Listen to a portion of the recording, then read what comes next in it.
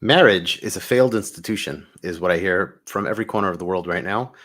I started talking about marriage already a while back. I have a previous video. I spoke about this. I haven't made a video in a while, and for that I apologize. But never in my life have I seen the attack on one of the most seemingly ancient and fundamental pillars of our society um, been so intense and so strong.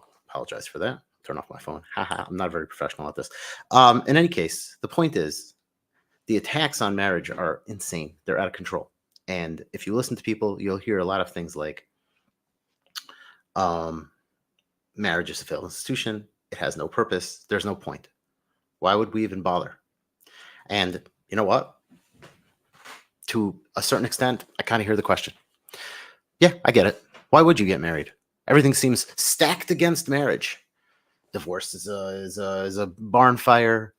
And what do you need to anyway? It's just a seemingly ritual that has no real purpose.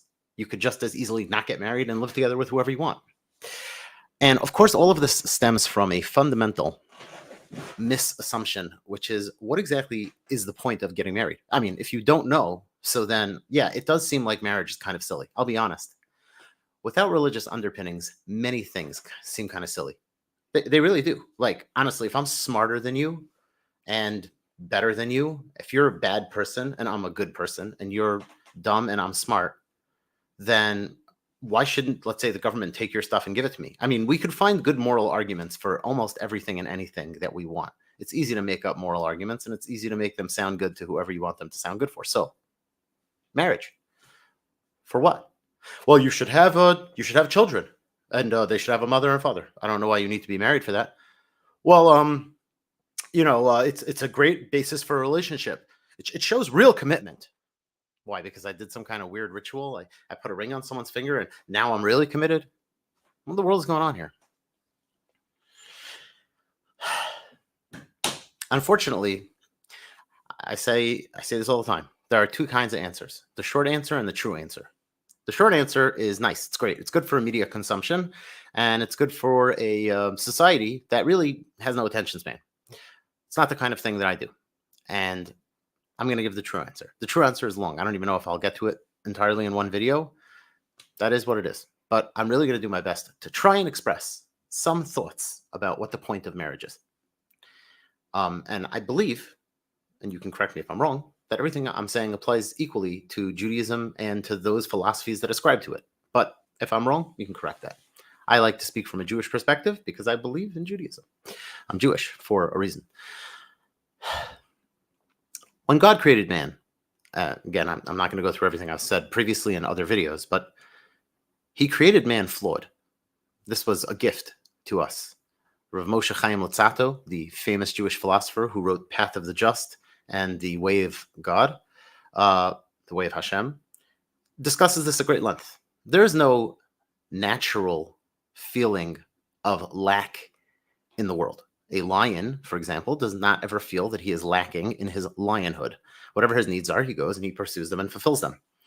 Same with a deer. They never feel like it's not enough. I need more. All right. And we can go into depth on that, but I don't want to in this video. It's beyond the scope of this discussion.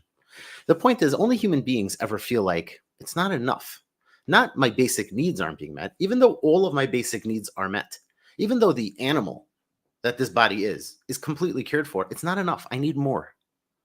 Well, the question is, where does that come from? That's not something found in nature. And as the Ramchal, as we call him in Hebrew, points out, this isn't something natural. This was something implanted by us, this tremendous gift by God. Why is it a gift? Because to fulfill that feeling requires something. What does it require? It can't be something found in nature. You know how I know? Because it's not a natural feeling, right? So, like, let me put it in a different perspective. If I'm hungry, then I'll take a drink of water. I'll eat food. If I'm thirsty, I'll take a drink of water, right? Thirst is a natural feeling. It's something natural. I realize my body needs water. My body's an animal and it needs water. So I put the water in, I'm done. There's no more need for the water. I've satisfied it. Okay, great.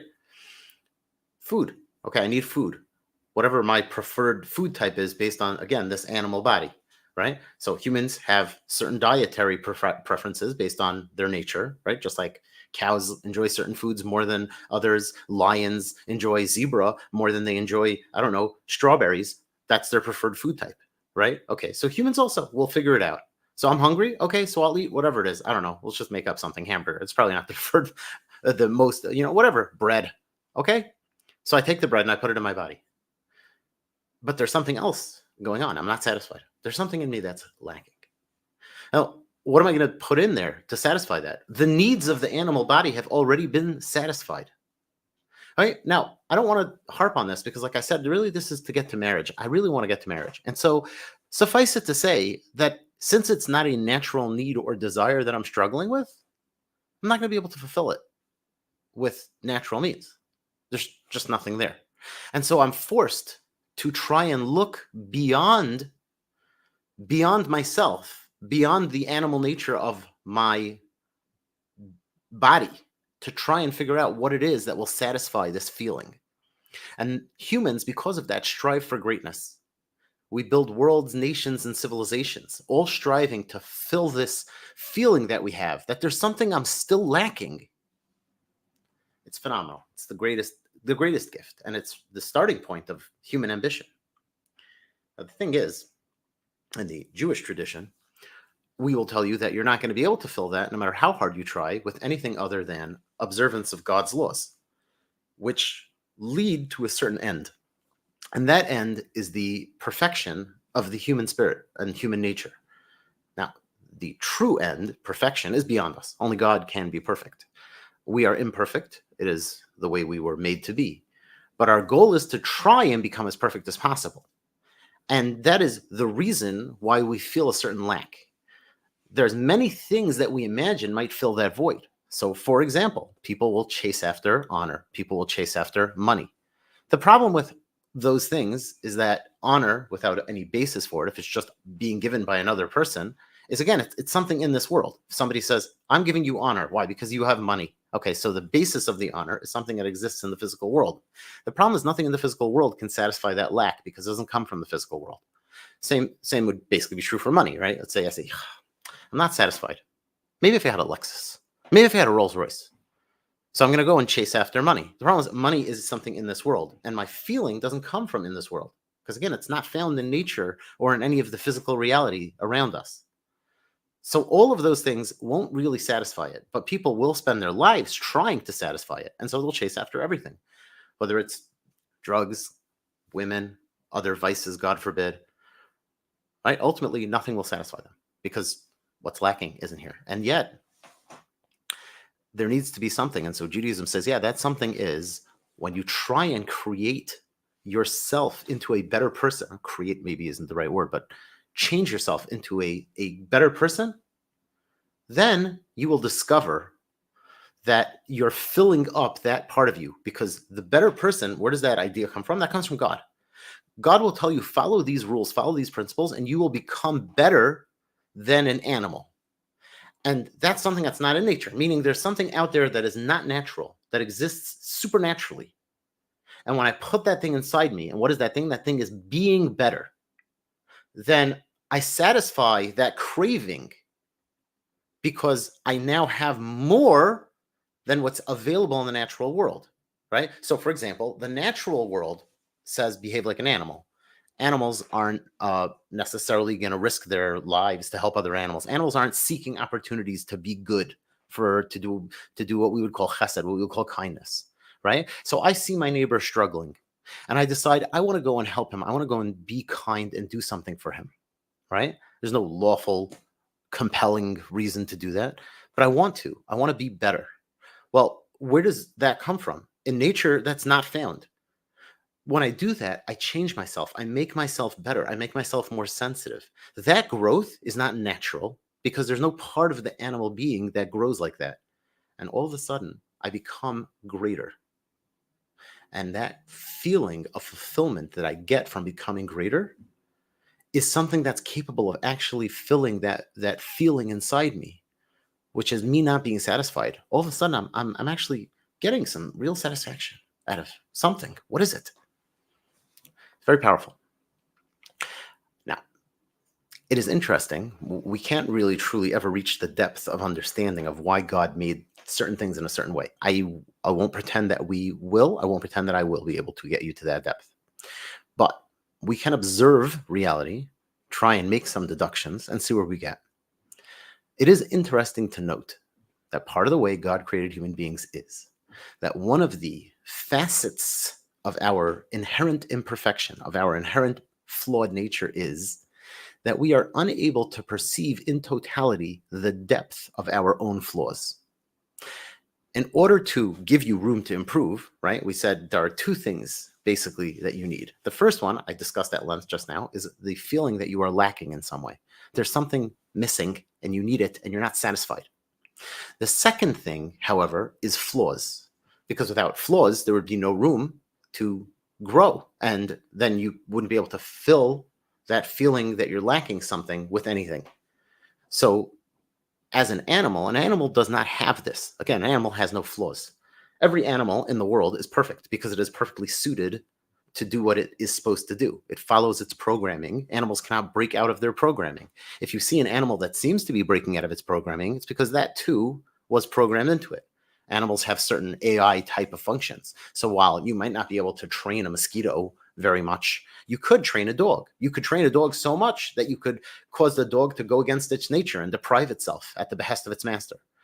But that was always part of the dog's programming. The dog is fundamentally still a dog. You can't change that. It has no flaws. The dog has nowhere to grow or improve.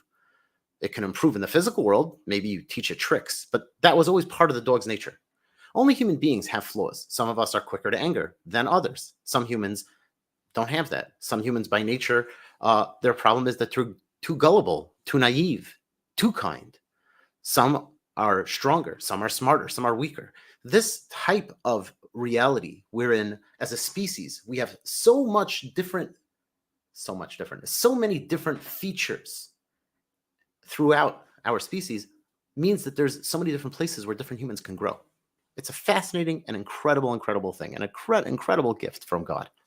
And so each of us has different places to grow. Now, there are two really important things to think about. One, if every human being was really a carbon copy, meaning we all had the same flaws, so then eventually we could game the system, or maybe a better way of saying it is we could map out, right? Game theory, or so we could solve the human condition by figuring out what it is. Every human being has this much tendency to anger because we're all the same. Every human being has this much intelligence. It can be improved by doing X, Y, Z. Right? Eventually, we might. I don't know if we would, but in theory, maybe it would be too easy. And so God, in His again kindness, because life is supposed to be about growing and being challenged and fulfilling, and becoming more than you are, becoming more than yourself. God, in His incredible wisdom and mercy, has made it that we are not identical. We are all different and flawed in different ways. Now, I guess in order to make it more challenging, and again, in order to make us have more ability to grow and to have a meaningful and fulfilling life, there is one other thing that God did. He made it so that we actually are incapable of fully perceiving the depth of our own flaws. It is not possible for a human being to simply examine himself and, as a result of self-examination, see exactly, detail by detail, what it is that he needs to do to change and become better. You can't do that. That's beyond you.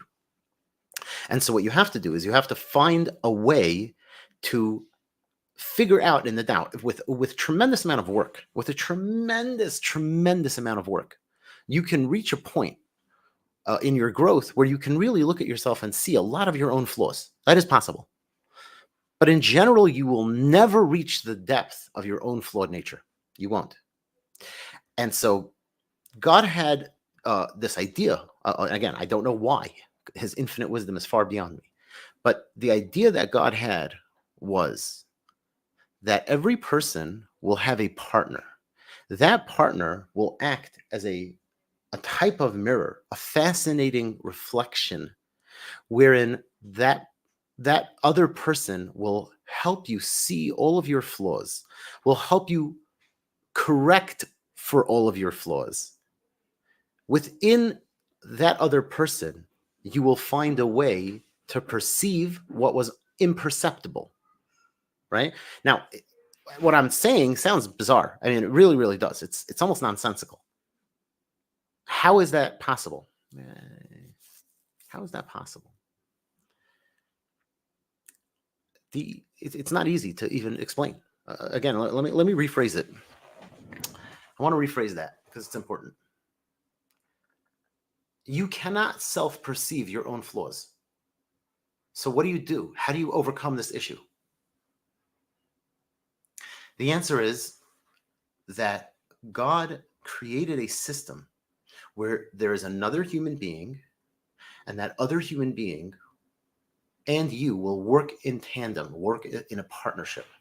And that partnership, if you use it correctly, that person will be able to see and detail and help you with your flaws, and you will be able to help that other person perceive and see their flaws.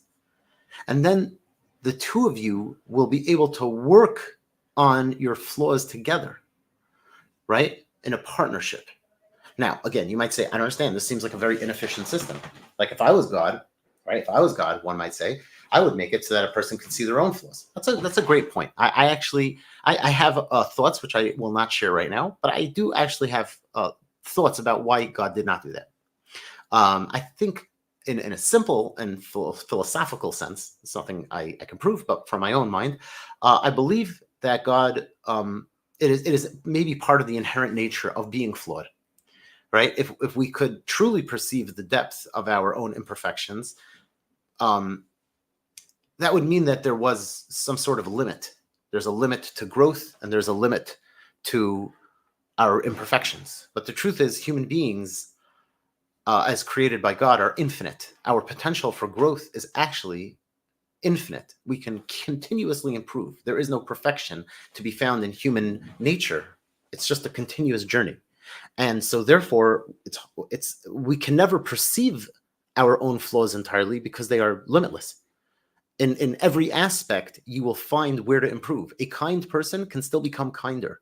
An angry person will never be able to root out every last vestige of anger. Even a person who by nature never gets angry still has some of that in him. It just means that his tendency towards anger is far, far less than another. But our flaws are infinite.